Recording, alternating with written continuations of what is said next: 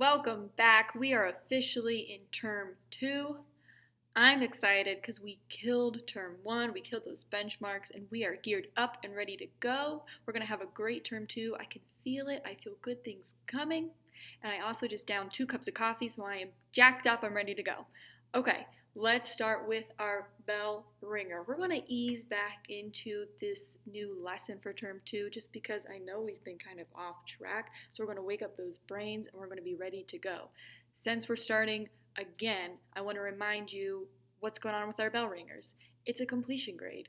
All you have to do is complete it and you get a lot of points for it. It's that easy. So just keep watching these videos.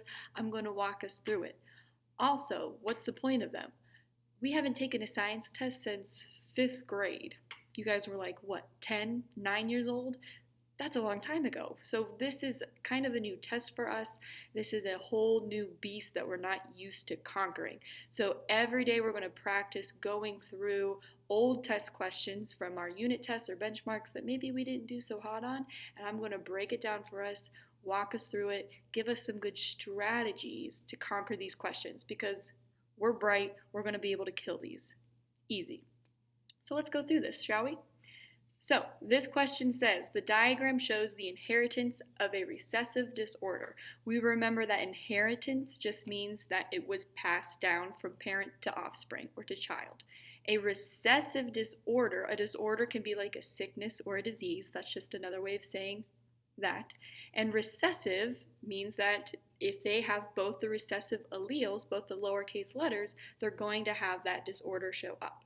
Okay, so this diagram shows the different genotypes for 4 different children, and the genotype is related to that specific disorder or that disease. So child 1 has 2 dominant alleles, 2 has a big allele, a little allele, or dominant recessive, and remember this is heterozygous if they are different. If they are the same, they are homozygous because homo means same, hetero means different.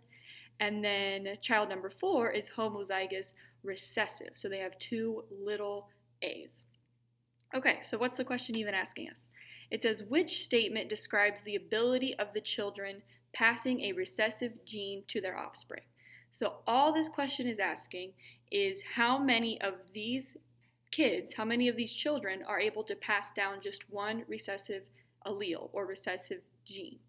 So all you have to do is look at the genotype and say how many of these have one recessive allele. Because if they have it, they have the ability to pass it down to their offspring. So if you look up here, all of them have a recessive allele except for that first child that has 2 dominant alleles. So 1, 2, 3 of these children are able to pass down that recessive gene. So our answer here is going to be C. 3 children can pass down that recessive allele. If they don't have it, they can't pass it down, right?